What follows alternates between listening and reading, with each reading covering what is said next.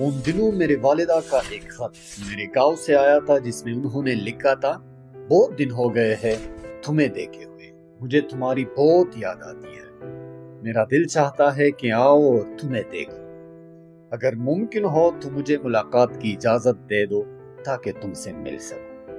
میں نے جب یہ خط پڑھا تو میرے دل میں بھی شدید خواہش پیدا ہوئی کہ اپنی ماں سے ملاقات کروں، مگر جب میں نے جیل کے راستوں اور سفری مشکلات کا سوچا تو اندازہ ہوا کہ اس کے لیے بہت تکلیف دہ سفر ہوگا۔ دوسری طرف وہ بوڑھی بھی تھی، دل چاہتا تھا کہ جا کر ملوں، مگر حکومت نے ہمیں دانستہ سے دور جیلوں میں قید کر رکھا تھا کہ ملاقاتیوں کا پہنچنا بہت مشکل تھا۔ میں نے مناسب نہ سمجھا کہ اپنی ماں کو اس تکلیف میں ڈالوں، لہٰذا جواب میں لکھا کہ اگر خیر ہو تو اب میری رہائی میں تھوڑا وقت باقی ہے، انشاءاللہ ہم اپنے گھر میں ہی ملاقات کر لیں گے۔ یہ جگہ بہت دور ہے، کئی ٹرینیں بدلنی پڑتی ہے، پھر دریائے سندھ کو بھی پار کرنا پڑتا ہے، اسی لیے بہتر یہی ہے کہ آپ یہ تکلیف نہ کریں۔ لیکن میں اللہ کے فیصلوں سے بے خبر تھا کہ میں اور میری ماں اس طرح جدا ہوں گے کہ قیامت تک دوبارہ ایک دوسرے کو نہیں دیکھ سکیں گے۔ اگر مجھے اس کا علم ہوتا تو ضرور ملاقات کرتا، لیکن انسان تقدیر سے بے خبر ہوتا ہے۔ کچھ عرصہ بعد ایک سپہر میں بیٹھا تھا کہ میرا ایک ساتھی آیا، اس کے ہاتھ میں اخبار تھا، اس میں خبر چھپی تھی کہ میری ماں کا انتقال ہو گیا۔ میں نے کہا انا للہ و انا الیہ راجعون۔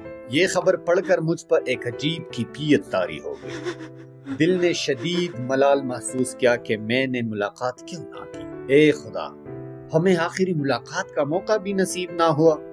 میں اپنے دل کو بہت تسلی دیتا رہا، لیکن دل ٹوٹ چکا تھا، کیونکہ مجھے اپنی ماں سے بے حد محبت تھی، جس طرح ہر بچے کو اپنی ماں سے محبت ہوتی ہے۔ ہر وقت فکر میں رہتا، یہی سوچ کر روتا کہ میں اپنی ماں کی آخری خدمت نہ کر سکا اور نہ بیماری کے وقت اس کے قریب تھا۔ یہ خیال مجھے ہمیشہ رلاتا رہا۔ میں جیل سے رہا ہوا تو میری بہن نے بتایا کہ ماں جی آخری سانسوں تک میرا نام لیتی رہی، بار بار دروازے کی طرف دیکھتی اور کہتی کیا غفار آیا، اور اسی انتظار میں اس کی روح پرواز کر گئی۔ یہ خط باچا خان بابا کو ان کی والدہ کی طرف سے آیا تھا جب وہ ڈیرہ غازی خان جیل میں قید تھے۔ باچا خان نے نہ تو ملکی آئین توڑا تھا اور نہ ہی جمہوریت پر شب خون مارا تھا، تو پھر وہ ناحق جیل کی صحبتیں کیوں برداشت کر رہے تھے؟ یہ سب جاننے کے لیے ہمیں تاریخ کے اوراق پلٹنے ہوں گے، لیکن اس سے پہلے کہ ہم آگے بڑھے، اگر آپ نے ابھی تک ہمارا چینل فکروپن سبسکرائب نہیں کیا تو ضرور کیجئے گا، کیونکہ آپ کا اپنا فکروپن آپ کو کبھی مایوس نہیں کرے گا۔ خان عبدالغفار خان المعروف باچا خان چارسدہ کے نواحی گاؤں اتمانزئی میں 1890 میں بارام خان کے ہاں پیدا ہوئے۔ بارام خان جو اپنے علاقے میں مشر خان کے نام سے مشہور تھے، علاقے کے بڑے زمیندار اور بااثر خان تھے۔ باچا خان نے ابتدائی تعلیم Edward mission high school Peshawar سے حاصل کی۔ اس کے بعد وہ مزید تعلیم کے لیے علی گڑھ چلے گئے، جہاں ان کی ملاقات نواب وقار الملک سے ہوئی۔ باچا خان ہمیشہ ان کا ذکر نہایت احترام سے کرتے تھے۔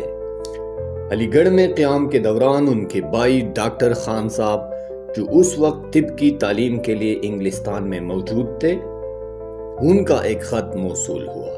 خط میں لکھا تھا کہ آپ بھی انگلستان تشریف لائیے اور یہاں سے انجینئرنگ کی تعلیم حاصل کریں۔ یہ خط ملتے ہی باچا خان نے فوراً گاؤں آ کر انگلستان جانے کی تیاری شروع کر دی، لیکن والدہ نے اجازت نہ دی، کیونکہ وہ اپنے چہیتے بیٹے کی جدائی برداشت نہیں کر سکتی تھی۔ یہی واقعہ باچا خان کی بیرونی ملک تعلیم کا خواب ادھورا رہ جانے کا سبب بنا، اور یوں انہوں نے اپنی تمام توجہ اپنے وطن اور قوم کی خدمت پر مرکوز کر دی۔ باچا خان نے اپنی سیاسی زندگی کا آغاز راولیٹ ایکٹ کے خلاف تحریک چلانے سے کیا۔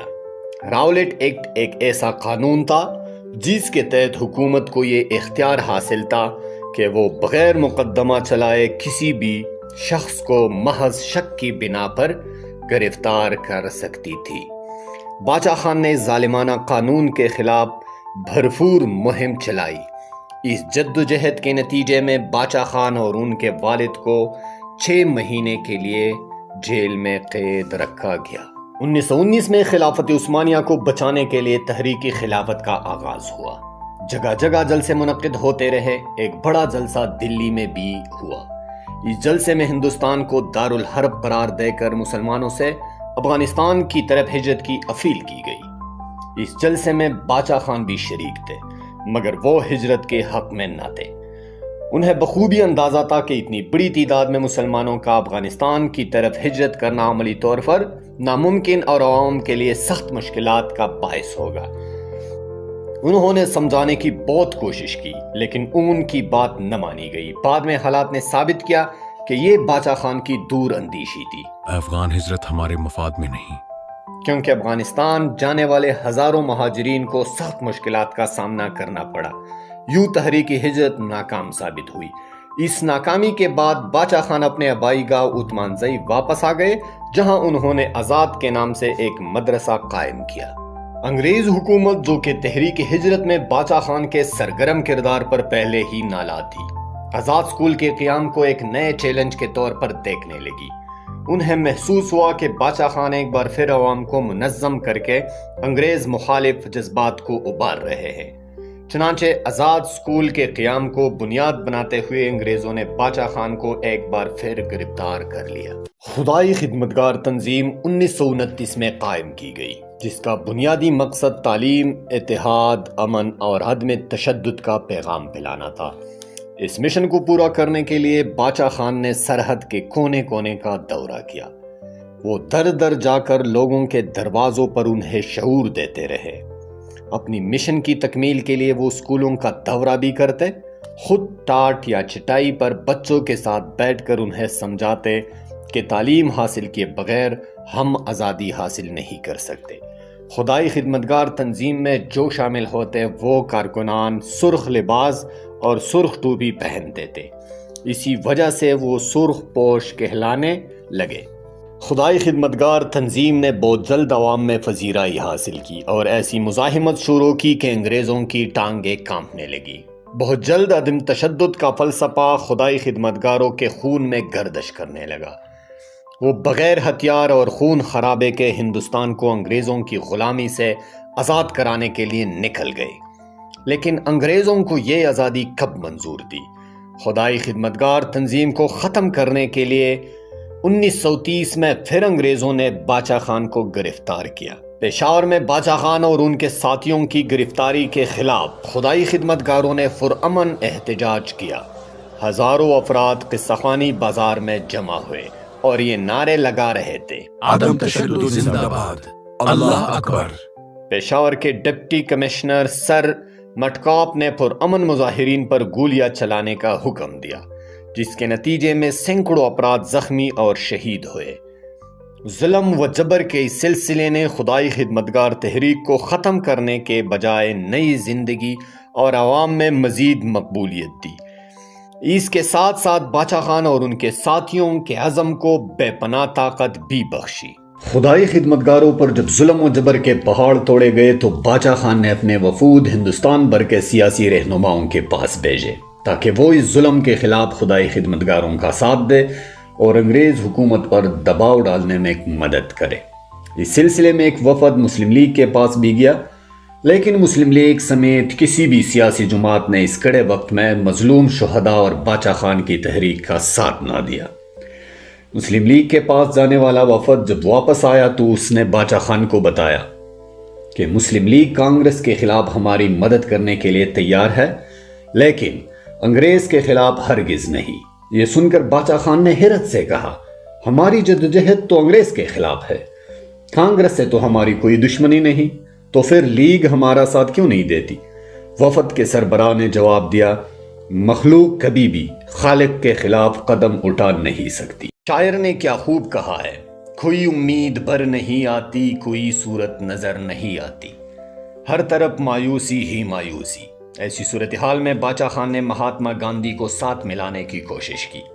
اپنوں نے تو ہاتھ نہ تھاما، مگر گاندھی جی نے نہ صرف چٹان کی طرح ساتھ دینے کا وعدہ کیا بلکہ اپنا وعدہ نبھا کر دکھایا۔ گاندھی جی کا ساتھ کیا تھا گویا چپکے سے صحرا میں بہار آ جائے، دوست وہ جو مشکل میں کام آئے۔ یہی لمحہ ایک ٹرننگ پوائنٹ ثابت ہوا۔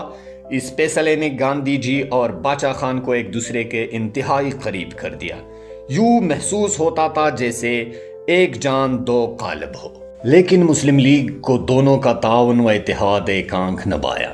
چنانچہ لیگ نے طرح طرح کے پروپیگنڈے شروع کر دیے، لیکن اس سب کے باوجود دونوں تحریک کا تعاون ہمیشہ قدم سے قدم ملا کر جاری و ساری رہا، یہاں تک کہ بالآخر تقسیم ہند کا فیصلہ ہوا۔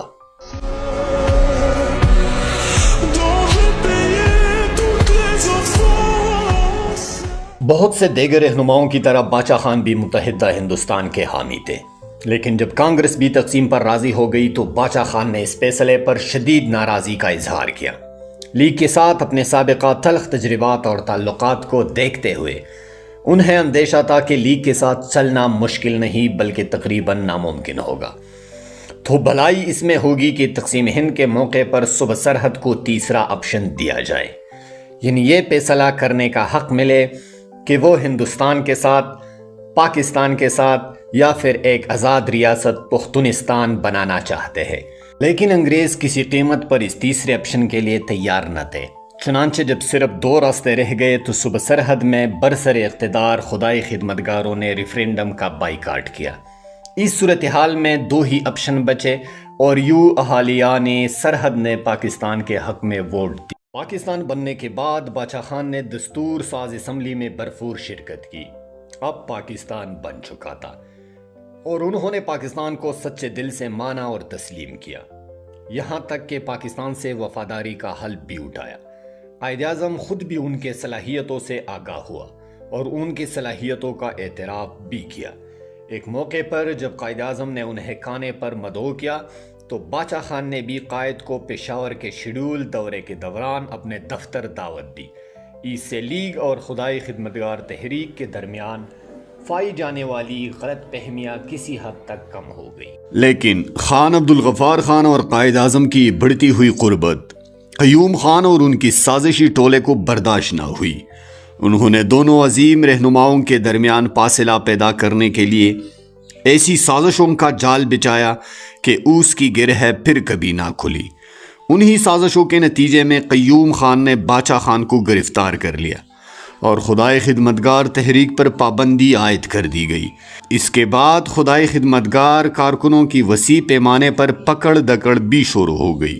باچا خان کی گرفتاری اور کارکنوں کی گرفتاری کے رد عمل میں ان کے بھائی ڈاکٹر خان صاحب نے بابڑا چارسدہ میں ایک بڑے جلسے کا اعلان کیا، لیکن جلسے سے قبل ہی قیوم خان نے ڈاکٹر خان صاحب کو بھی گرفتار کر لیا۔ مرکزی قیادت کی عدم موجودگی کے باوجود خدائی خدمتگاروں نے زبردست طاقت کا مظاہرہ کیا۔ جلسے کی ممکنہ کامیابی کے خوف سے قیوم خان نے پہلے ہی سے کرفیو نافذ کر رکھا تھا۔ اس نے جلسے کو غیر قانونی قرار دے کر کرفیو کے خلاف ورزی کے الزام میں سیکیورٹی اہلکاروں کو احتجاج کچلنے کا حکم دیتے ہوئے گولیاں چلانے کی اجازت بھی دی۔ ایسا بدترین قتل عام آسمان نے بھی کم ہی دیکھا ہوگا۔ یہ 12 اگست 1948 کا واقعہ ہے۔ آزادی پاکستان کے پہلے سالگرہ میں 2 دن باقی ہے۔ کربلا کے بارے میں بہت سنا تھا، لیکن پختونوں کے کربلا کو دیکھا بھی گیا۔ آن کے آن میں 600 خدائی خدمتگار شہید اور 1500 زخمی ہوئے۔ ابھی خون کا ایک بھی قطرہ خشک نہیں ہوا تھا کہ قیوم خان کے اس بیان نے جلتی پہ تیل ڈالنے کا کام کیا۔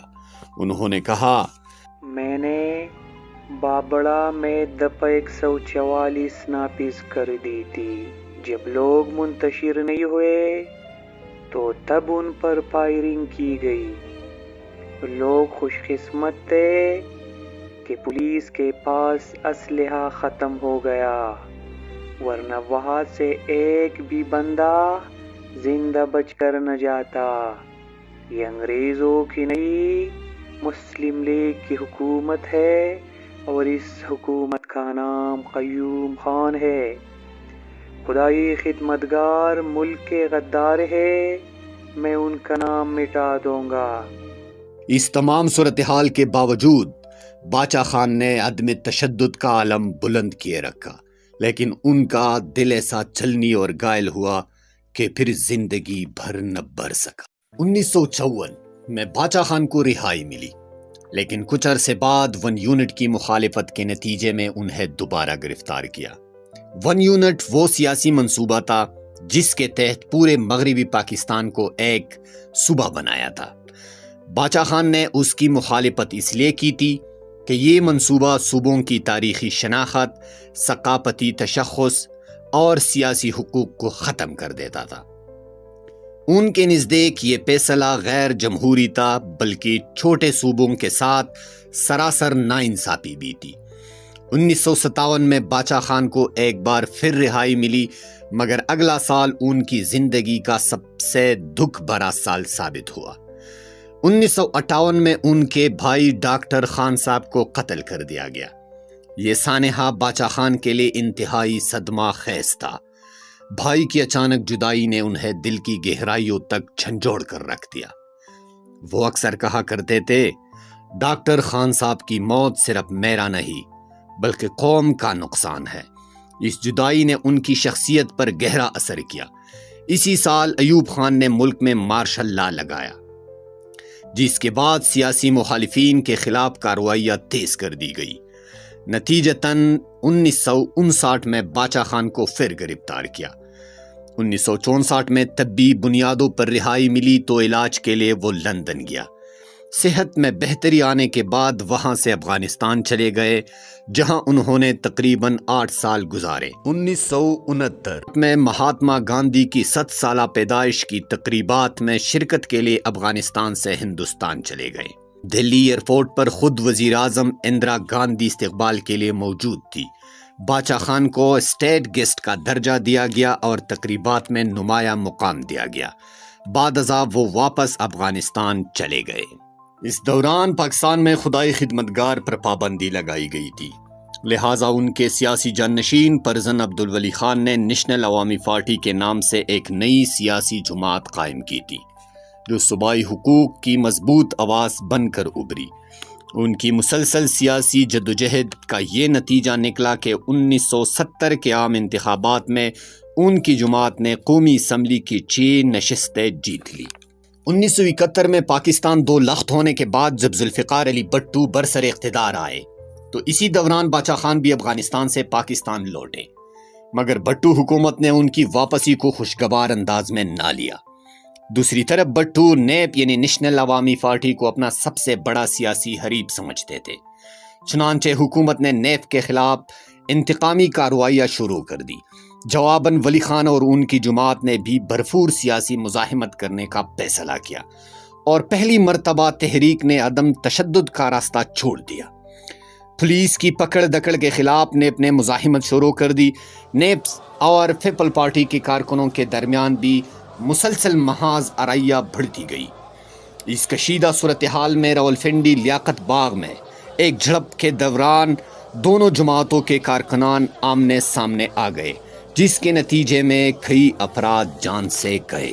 عدم تشدد کی پالیسی سے انحراف پر باچا خان نے ولی خان سے سخت ناراضی کا اظہار کیا اور کہا کہ تشدد سے کوئی مثبت نتیجہ برآمد نہیں ہوگا۔ باچا خان نے حالات کو سنبھالنے کی بھرپور کوشش کی، مگر سیاسی ماحول میں شدت اور تصادم کم ہونے کے بجائے مزید بڑھتا گیا۔ بالآخر 1975 میں حیات شیرپاؤ ایک بم دھماکے میں جان بحق ہو گئے۔ اس واقعے کے بعد حکومت نے نیشنل عوامی پارٹی پر پابندی عائد کر دی گئی اور یوں سیاسی کشمکش عروج پر پہنچ گئی۔ پابندی کے فوراً بعد نیب کی قیادت کی گرفتاریاں شروع ہوئی، جن میں باچا خان بھی شامل تھے۔ باچا خان کی بڑھتی ہوئی عمر اور خراب صحت کے پیش نظر انہیں جیل کے بجائے ایک ریسٹ ہاؤس میں نظر بند رکھا اور 1 سال بعد انہیں رہائی بھی مل گئی۔ 1978 میں حالات کی خرابی اور سیاسی دباؤ کے باعث باچا خان ایک بار پھر افغانستان چلے گئے، لیکن جب ضیاء الحق نے انتخابات کرانے سے انکار کر دیا تو 4 سال بعد باچا خان ملک لوٹے اور امریت کے خلاف تحریک کا حصہ بنے۔ اس جدوجہد کے دوران وہ کچھ عرصے کے لیے پھر گرفتار ہوئے اور بعد ازاں رہائی پائی۔ عمر کے آخری حصے میں اگرچہ بڑھاپا اور بیماری ان کی شخصیت پر اثر انداز تھی، مگر ان کے ارادے پہلے کی طرح جواں، توانا اور تازہ دم تھے۔ وہ مسلسل چھوٹے صوبوں کے حقوق کی بات کرتے رہتے۔